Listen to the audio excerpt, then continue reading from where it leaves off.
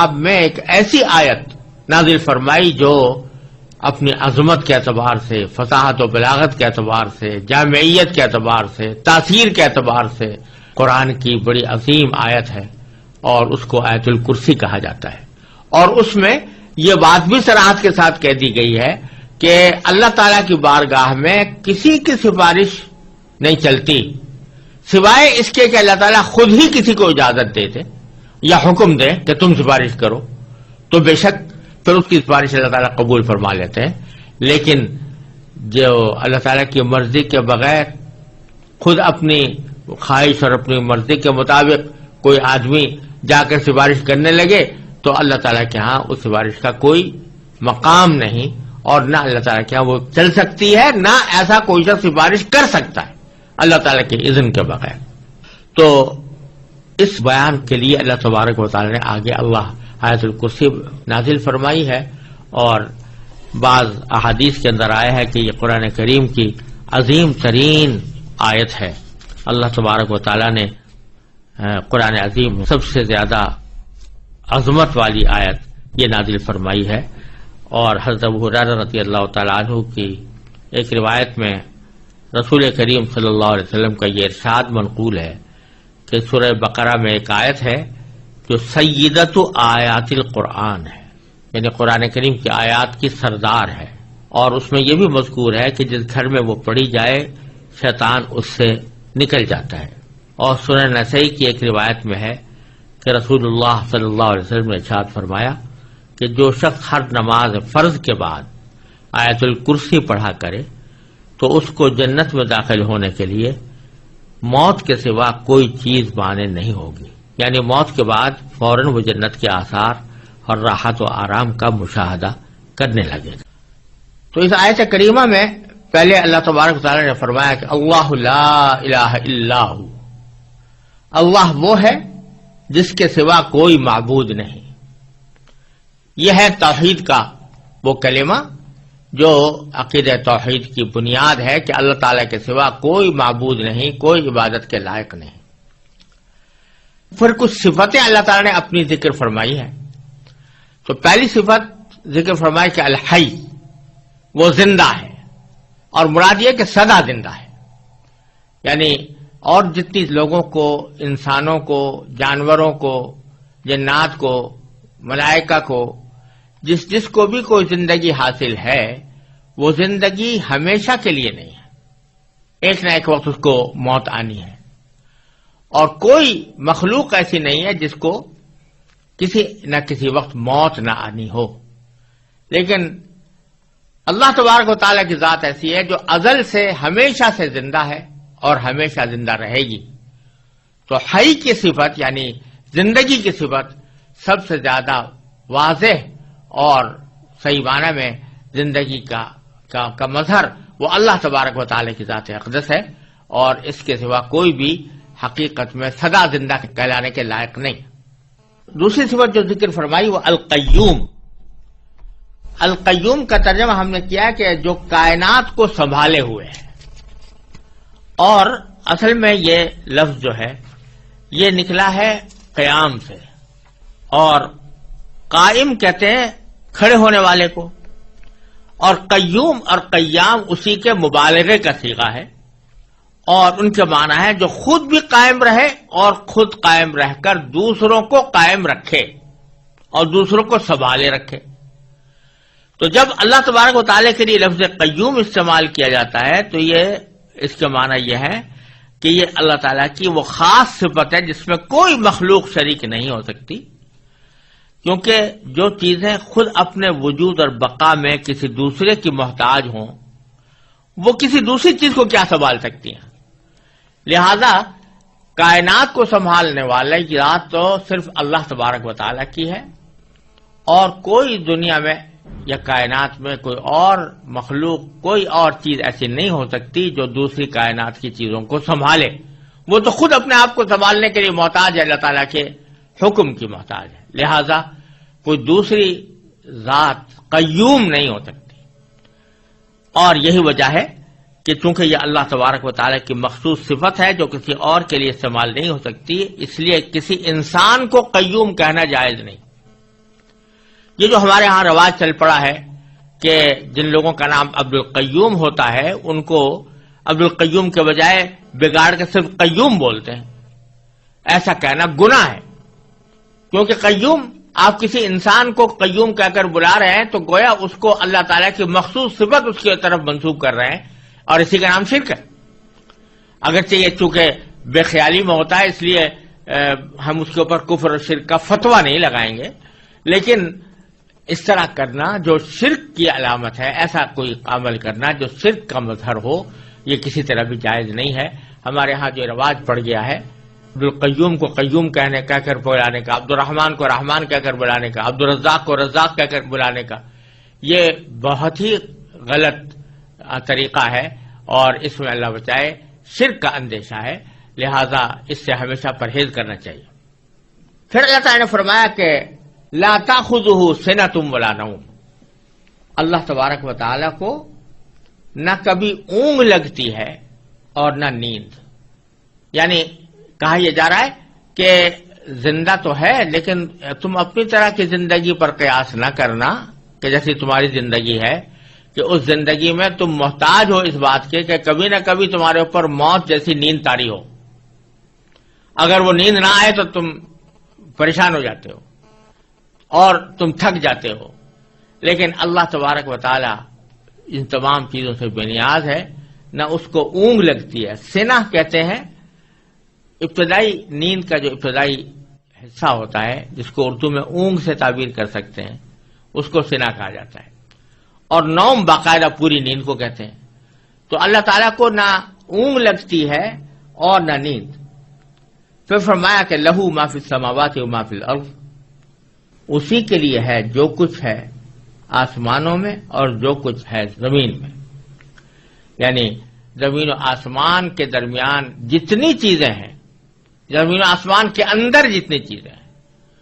وہ ساری کی ساری اللہ تعالیٰ کی ملکیت ہیں، کوئی اور ان کی ملکیت میں اللہ تعالیٰ کا شریک نہیں، وہ خود مختار ہے، اس کے قبضہ قدرت میں سب کچھ ہے۔ جب یہ بات ہے تو اشارہ اس طرف ہے کہ جس شخص کی یا جس ذات کی قدرت میں اور اس کے احاطہ علم میں ساری کائنات ہو اور وہ جو چاہے کرنے پر قادر ہو، ساری کائنات کی چیزیں اس کی ملکیت ہوں، اس کو اپنا کاروبار خدائی چلانے کے لیے کسی شریک کی حاجت کیوں ہو؟ شریک کی حاجت تو اس کو ہوتی ہے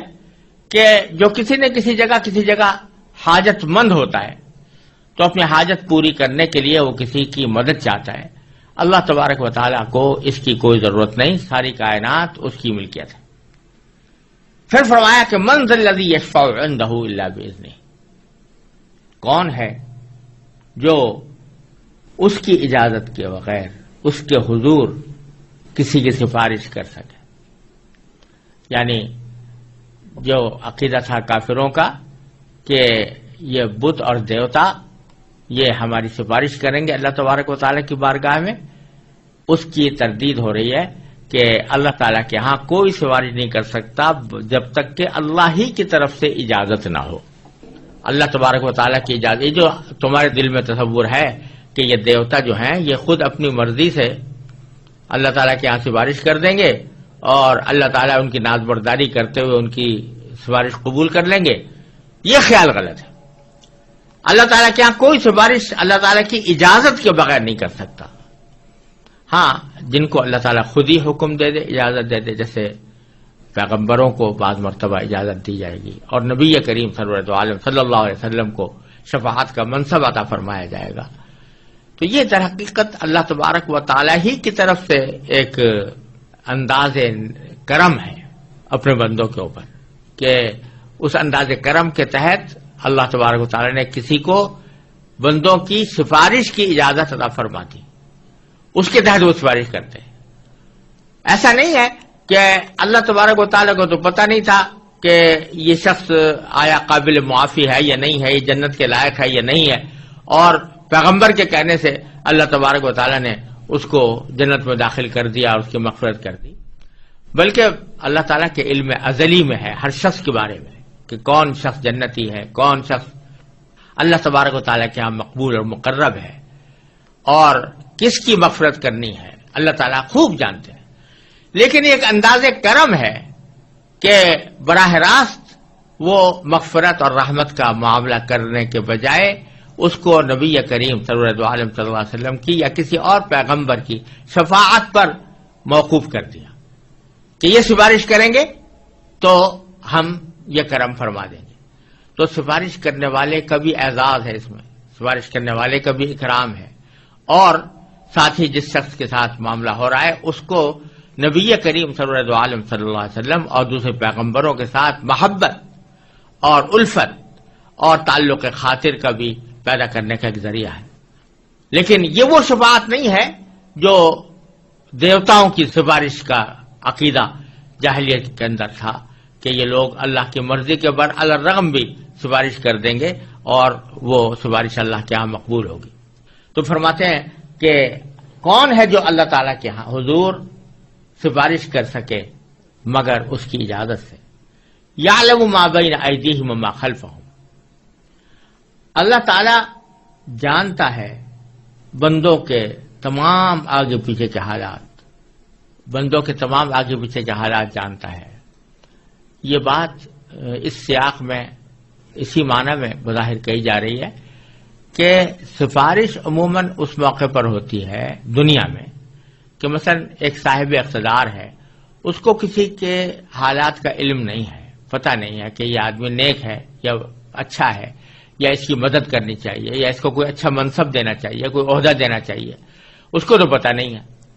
اب اس کا کوئی مقرب شخص آ کر اس کے پاس کہتا ہے کہ میں فلاں بندے کی سفارش کرتا ہوں کیونکہ یہ میری نظر میں اچھا آدمی ہے اور اس میں عہدے کی صلاحیت رکھتا ہے، تو وہ اس کے کہنے کی بنیاد پر جانتا ہے، علم اس کو اس سے حاصل ہوتا ہے، خود اس کا علم کچھ نہیں ہوتا. لیکن تو سفارش کی ضرورت ایسے موقع پر پیش آتی ہے. اس کو تو دھیان تھا نہیں اصل آدمی کو، لیکن کسی نے سفارش کے ذریعے اس کو متوجہ کر دیا، سفارش کے ذریعے اس کو علم دے دیا کہ یہ آدمی مستحق ہے. لیکن اللہ جل جلالہ چونکہ یعلم ما بین ایدیہم وما خلفہم، انسانوں کے تمام آگے پیچھے کے حالات کو خوب جانتا ہے، اس واسطے اس کو کسی کی سفارش کی حاجت ہی نہیں ہے کہ اس کو فیصلہ کرنے کے لیے کسی آدمی کی سفارش کی ضرورت ہو کہ وہ بتائے کہ فلاں آدمی مستحق ہے فلاں غیر مستحق ہے. تو ایک طرف تو اللہ تبارک و تعالیٰ کا علم یہ ہے کہ ما بین ایدیہم وما خلفہم، اللہ تعالیٰ ان کے آگے پیچھے کے حالات کو خوب جانتا ہے. ولا یحیطون بشیء من علمہ الا بما شاء، اور لوگ اس کے علم کی کوئی بات اپنے علم کے دائرے میں نہیں لا سکتے سوائے اس بات کے جسے وہ خود چاہے. یعنی ایک طرف اللہ تعالیٰ تو تمام مخلوقات کی ہر بات سے واقف ہے، لیکن کوئی مخلوق یا کوئی انسان یا جن اس بات کا دعویٰ نہیں کر سکتے کہ وہ اللہ تبارک و تعالیٰ کا جو علم ہے اس سے واقف ہیں، بلکہ اللہ تعالیٰ کے علم کا کوئی احاطہ نہیں کر سکتا. ہاں البتہ جتنا علم اللہ تعالیٰ کسی کو دینا چاہتا ہے اتنا وہ عطا فرما دیتا ہے. تو اس سے ایک طرف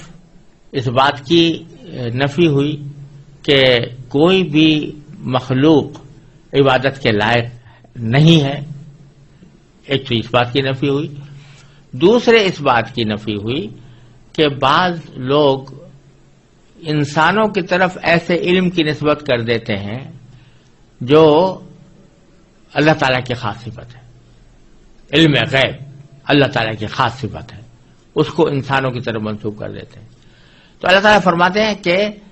یہ علم غیب کسی کو نہیں ہو سکتا، کوئی مخلوق اللہ تعالیٰ کے علم کا احاطہ نہیں کر سکتی الا بما شاء. ہاں جتنا اللہ تعالیٰ دینا چاہتا ہے وہ دے دیتا ہے. تو اپنے انبیاء کرام کو غیب کی باتوں میں سے جتنی باتیں اللہ تبارک و تعالیٰ دینا چاہتے ہیں وہ اپنے انبیاء کرام کو عطا فرما دیتے ہیں. ذالک من انباء الغیب نوحیہ الیک، فرمایا قرآن کریم میں کہ غیب کی خبریں ہیں جو ہم آپ کو وحی کے ذریعے بتا رہے ہیں. تو اللہ تبارک و تعالیٰ یہ غیب کی خبریں اپنے انبیاء کو عطا فرماتے ہیں جتنی چاہتے ہیں، اور حضور نبی کریم صلی اللہ علیہ وسلم کو ایسی بے شمار خبریں اللہ تعالیٰ نے عطا فرمائی اور اللہ تعالیٰ نے اپنے فضل و کرم سے اتنا علم چاہا وہ نبی کریم صلی اللہ علیہ وسلم کو عطا فرمایا، لیکن یہ بات واضح ہے کہ وہ اللہ تعالیٰ کے علم کے مقابلے میں کسی بھی مخلوق کا علم کوئی نسبت نہیں رکھتا۔ اور دوسرا یہ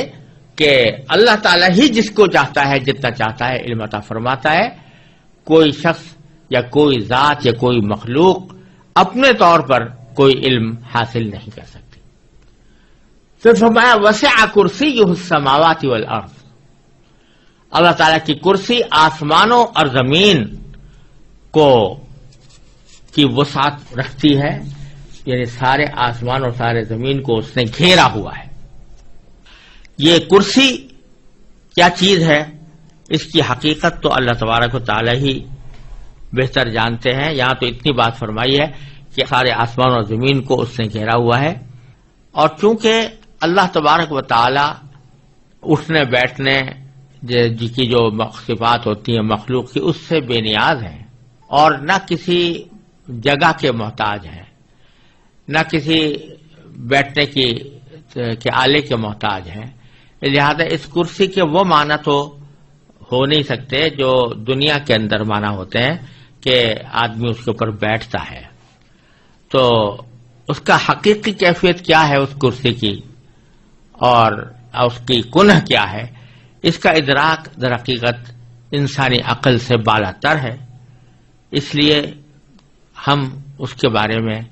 کوئی تفصیل نہ جان سکتے ہیں نہ بیان کرتے ہیں۔ البتہ مستند روایات حدیث سے اتنا معلوم ہوتا ہے کہ عرش اور کرسی دونوں بہت عظیم الشان جسم ہے، جو تمام آسمان اور زمین سے بدرجہ بڑے ہیں۔ اب ان کی کیفیت کیا ہے اور کیا ان کی شکل اور حیات کیا ہے، یہ جاننے کا ہمارے پاس کوئی راستہ نہیں۔ بعض حضرات نے یہاں کرسی سے مراد باری تعالیٰ کا اقتدار بھی لیا ہے، اور مراد یہ ہے کہ اس کا اقتدار تمام آسمان اور زمین کو محیط ہے، اس کو اپنی وسعت میں لیے ہوئے ہے۔ تو یہ معنی بھی کچھ بعید نہیں ہے، لیکن روایات سے معلوم ہوتا ہے کہ کرسی بتاتے خود ایک جسم ہے، جس طرح عرش ایک جسم ہے اسی طرح کرسی بھی ایک جسم ہے، اور اس کی کیفیت اللہ تعالیٰ ہی بہتر جانتے ہیں۔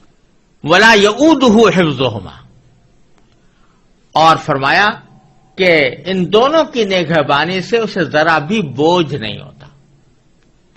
لا یؤودہ، عاد یعود عودن کے معنی ہے کسی کو بوجھل بنا دینا، تو حفظہما یعنی ان دونوں چیزوں کی نگرانی، نگہبانی، آسمان اور زمین کی نگہبانی،